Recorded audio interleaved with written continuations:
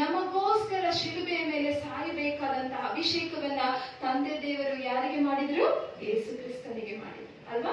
ಅಂತಹ ಮಹಾ ಅಭಿಷೇಕವನ್ನ ತಂದೆ ದೇವರು ಯೇಸು ಕ್ರಿಸ್ತನಿಗೆ ಮಾಡಿ ನಮಗೋಸ್ಕರ ಆತನನ್ನ ಭೂಮಿ ಮೇಲೆ ಕಳಿಸಿದ್ರು. ಅದೇ ರೀತಿಯಲ್ಲಿ ಆತನ ಪ್ರೀತಿಯನ್ನ, ಆತನ ತ್ಯಾಗವನ್ನ ನಾವು ಇತರರಿಗೆ ಸಾರುವಂತೆ ನಿಮ್ಮೆಲ್ಲರನ್ನು ದೇವರು ಏನ್ ಮಾಡಿದ್ದಾರೆ?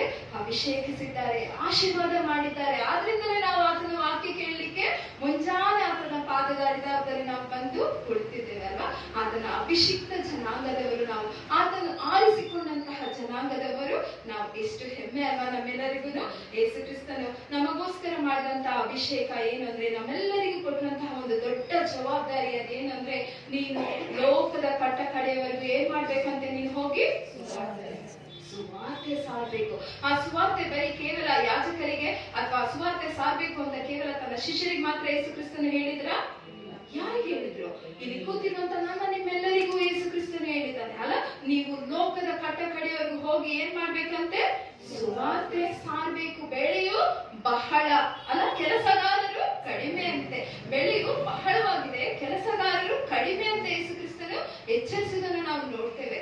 ಸೊ ಹೇಗೋ ಆರ್ಡಿನೇಷನ್ ಅನ್ನೋದು ಲ್ಯಾಟಿನ್ ಪದದ ಆರ್ಡಿನರಿ ಅಂದ್ರೆ to put things in order, ಎಲ್ಲವನ್ನು ಕ್ರಮಬದ್ಧವಾಗಿ ಅಭಿಷೇಕಿಸಲ್ಪಟ್ಟ ಜನರು ಕ್ರಮಬದ್ಧವಾಗಿ ಆ ವಾಕ್ಯವನ್ನು ಸಾರುವಂತೆ ದೇವರು ಆರ್ಡಿನೇಷನ್ ಮಾಡಿರುವಂತಹ ಜನಾಂಗ, ಪ್ರತ್ಯೇಕಿಸಲ್ಪಟ್ಟ ಜನಾಂಗ ನಾವಾಗಿದ್ದೇವೆ.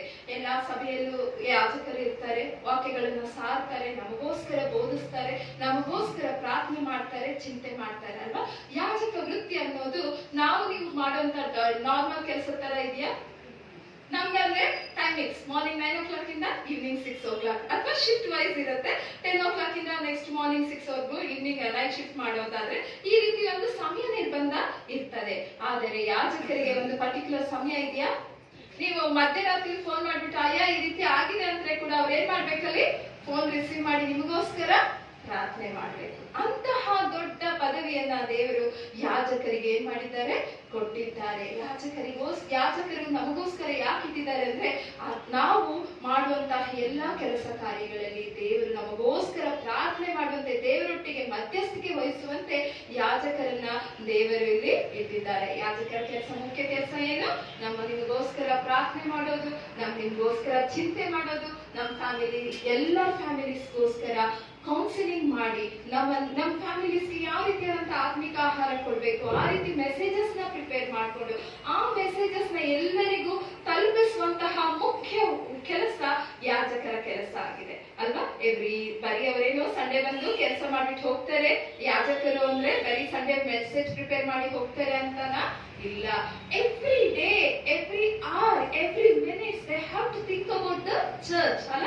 ದೇವರಿಗೋಸ್ಕರ ದೇವರ ಸಾನ್ನಿಧ್ಯದಲ್ಲಿದ್ದು ಪ್ರಾರ್ಥನೆ ಮಾಡುತ್ತಾ ತನ್ನನ್ನು ತಾನು ಅಭಿಷೇಕದಿಂದ, ನನ್ನ ಹತ್ರ ಅಭಿಷೇಕ ಇದ್ರೆ ತಾನೇ ನಾನು ನಿಮಗೆ ಅಭಿಷೇಕ ಕೊಡ್ಲಿಕ್ಕೆ ಸಾಧ್ಯ ಅಲ್ವಾ? ನನ್ನ ಹತ್ರ ಹೋಲಿ ಸ್ಪಿರಿಟ್ ಇದ್ರೆ ತಾನೇ ನಾನು ನಿಮ್ಗೆ ಹೋಲಿ ಸ್ಪಿರಿಟ್ ಕೊಡ್ಲಿಕ್ಕೆ ಸಾಧ್ಯ. ನನ್ನನ್ನು ನಾನು ಅಭಿಷೇಕದಿಂದ ತುಂಬಿಸಿಕೊಂಡು, ಪವಿತ್ರಾತ್ಮನಿಂದ ನನ್ನನ್ನು ತುಂಬಿಸಿಕೊಂಡು ಇತರರಿಗೋಸ್ಕರ ನಾನು ಪ್ರಾರ್ಥನೆ ಮಾಡುವಂತ ಭಾರವನ್ನು ಹೊತ್ತಿರುವಂತದೇ ಯಾಜಕರ ಅಭಿಷಿಕ್ತರ ಮುಖ್ಯ ಕೆಲಸ ಹಾಗೂ ಮುಖ್ಯ ಉದ್ದೇಶ ಆಗಿದೆ.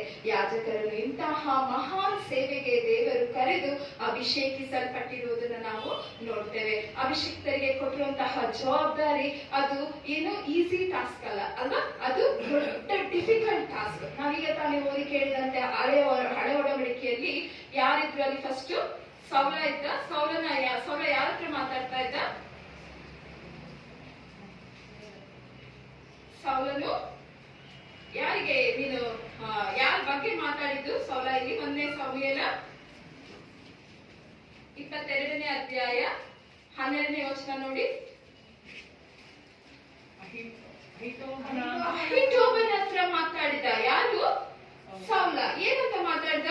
ನೀನು ಯಾಕೆ ದಾವೀದನಿಗೆ ಊಟ ಎಲ್ಲ ಕೊಟ್ಟು ಕತ್ತಿ ಕೊಟ್ಟು ದೇವ್ರ ವಾಕ್ಯ ಹೇಳ್ಬಿಟ್ಟು ಬರ್ತಾ ಇದ್ಯಾ? ದೇವರು ಮಾತಾಡಿದ್ದನ್ನ ಆಗಿನ ಕಾಲದಲ್ಲೆಲ್ಲ ಏನ್ ಮಾಡ್ತಾ ಇದ್ರು? ಯಾಜಕರ ಮೂಲಕ ದೇವರು ಏನ್ ಮಾಡ್ತಾ ಇದ್ರು? ಮಾತಾಡ್ತಾ ಇದ್ರು. ಅಹೀಟೋಬನ್ ಇಲ್ಲಿ ಏನಾಗಿದ್ದ? ಯಾಜಕನಾಗಿದ್ದ. ಆತನು ಯಾಜಕನಾಗಿ ದೇವರ ಸೇವೆ ಮಾಡುವಾಗ ಯಾಜಕನ ಮೂಲಕ ದೇವರು ಏನ್ ಮಾಡಿದ್ರು, ಯೆಹೋವ ದೇವರು ದಾವೀದನಿಗೆ ಆಶೀರ್ವಾದವನ್ನು ಉಂಟಾಗುವಂತೆ ಮಾತನಾಡಿದ್ರು. ಆಶೀರ್ವಾದ ಉಂಟಾಗುವಂತೆ ಮಾತನಾಡಿದಾಗ ದಾವೀದನ ಮೇಲೆ ಈ ರೀತಿ ಆಶೀರ್ವಾದ ಉಂಟಾಗುವಂತೆ ಮಾಡಿದ್ದಾನಲ್ಲ ಅಂತ ಹೊಟ್ಟೆ ಉರಿ ಬಂತು, ಕೋಪ ಬಂತು. ಯಾರಿಗೆ ಕೋಪ ಬಂತು ಇಲ್ಲಿ? ಸೌಲನಿಗೆ ಕೋಪ ಬಂತು. ಕೋಪ ಬಂದ ಆತ ಏನ್ ಮಾಡ್ದ, ನೀನ್ ಯಾಕೆ ಅವನಿಗೆ ಎಲ್ಲವನ್ನು ಒದಗಿಸ್ಕೊಟ್ಟಿದ್ದಿ, ನೀನ್ ಯಾಕೆ ಅವನಿಗೆ ಎಲ್ಲ ಕೊಟ್ಟು, ಊಟ ಎಲ್ಲ ಕೊಟ್ಟು ನೀನು ಅವನನ್ನ ಆಶೀರ್ವಾದ ಮಾಡಿ ಬಂದಿದ್ಯಾ ಅಂತ ಸೌಲನು ಕೋಪಗೊಂಡು ಕೇಳ್ತಾ ಇದ್ದಾನೆ. ಕೇಳಿದಾಗ ಅವನು ಕೊಟ್ಟಂತ ಉತ್ತರ, ಪ್ರಭು ಅವನು ಯಾರು, ಅವನು ಬೇರೆ ಯಾರು ಅಲ್ಲ, ನಿಮ್ಮ ಅಳಿಯಾನೆ. ಹಾಗೂ ಅವನು ಎಲ್ಲದರಲ್ಲೂ ಸಹ ಮುಂದೆ ರಾಜನಾಗಬೇಕಂತ ಎಲ್ಲ ಗುಣ ಅತಿಶಯಗಳನ್ನು ಹೊಂದಿಕೊಂಡಿರುವಂತಹ ವ್ಯಕ್ತಿ ದಾವೀದನು ಅಂತ ಹೇಳಿ ದಾವೀದನ ಪರವಾಗಿ ಅಲ್ಲಿ ಯಾರು ಮಾತಾಡಿದ್ರು? ಅಹಿಟೋಬನು ಮಾತನಾಡಿ ದಾವೀದನ ಪರ ಹೇಳಿದಾಗ ಅಹಿಟೋಬನ್ ಈ ರೀತಿ ಮಾತನಾಡ್ತಾ ಇದ್ದಾನಲ್ಲ ಅಂತ ಹೇಳಿ ಸೌಲನಿಗೆ ಇನ್ನೂ ಕೋಪ ಬಂತು. ಕೋಪ ಬಂದು ಅವ್ರನ್ನೆಲ್ಲ ಏನ್ ಮಾಡ್ಬೇಕು ಅಂತ ಆಜ್ಞೆ ಕೊಟ್ಟ, ನೀನ್ ಅವ್ರನ್ನ ಸಂಹಾರ ಮಾಡ್ಬೇಕು, ತನ್ನ ಆಳುಗಳಿಗೆ ಬಂದು ಸಂಹಾರ ಮಾಡ್ಬೇಕು, ಯಾಜಕರನ್ನ ಕೊಲ್ಬೇಕು ಅಂತ ಹೇಳ್ಬಿಟ್ಟು ಸೌಲ ಏನ್ ಮಾಡಿದ, ತನ್ನ ಆಳುಗಳಿಗೆ ಅಪ್ಪಣೆ ಕೊಟ್ಟ. ಇಲ್ಲಿ ಯಾಜಕರಿಗೆ ಕೇವಲ ಈಸಿಯಾಗಿ ಕೆಲಸ ಮಾಡ್ಕೊಂಡು ದೊಡ್ಡ ದೊಡ್ಡ ಕಾರು ಬಂಗ್ಲೋನಲ್ಲಿ ಕೂತ್ಕೊಂಡು ಕೆಲಸ ಮಾಡುವಂತಹ ಅಧಿಕಾರ ದೇವರು ಕೊಟ್ಟಿಲ್ಲ. ಎಂತ ಅಧಿಕಾರ ದೇವರು ಕೊಟ್ಟಿದ್ದಾರೆ? ಕಷ್ಟ ಬಂದರೆ ಪ್ರಾಣ ಕೂಡ ಕೊಡುವಂತಹ ಸೇವೆ ಯಾಜಕರ ಸೇವೆಯಾಗಿದೆ ಅಲ್ವಾ? ಅಹಿಟೋಬನಿಗೆ ಕೊಲ್ಲಬೇಕು, ಅವನನ್ನ ಹೋಗಿ ಅವನ ಕುಟುಂಬದವನ್ನೆಲ್ಲರೂ ಕೊಲ್ಲಬೇಕು ಅಂತ ಹೇಳಿ 85 ಯಾಜಕರು, ಕೇವಲ ಅಲ್ಲಿ ಬರೀ ಯಾಜಕರು ಮಾತ್ರ ಕೊಲ್ಲಲ್ಪಡ್ಲಿಲ್ಲ, ಅವ್ರ ಜೊತೆಗೆ ಇನ್ಯಾರು ಕೊಲ್ಲಲ್ಪಟ್ರು?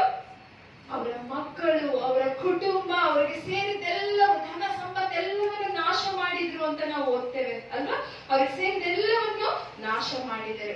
ಯಾಜಕರ ಸೇವೆ ಅಂತಹ ಕಠಿಣವಾದ ಸೇವೆ. ಇಂದು ಸಹ ಅಂತ ಕಠಿಣವಾದಂತಹ ಸಂಕಷ್ಟಗಳು ಒದಗಿ ಬರ್ತದಲ್ವಾ ಯಾಜಕರಿಗೆ? ಇವತ್ತು ಸಹ ರೀತಿಯಾದಂತಹ ಕಷ್ಟಗಳು ಅವರು ಪಾಲು ಮಾಡಲೇಬೇಕಾಗ್ತದೆ. ಅವರಿಗೆ ಈಸಿ ಟಾಸ್ಕ್ ಇಲ್ಲ. It's not bed of roses ಯಾಜಕರ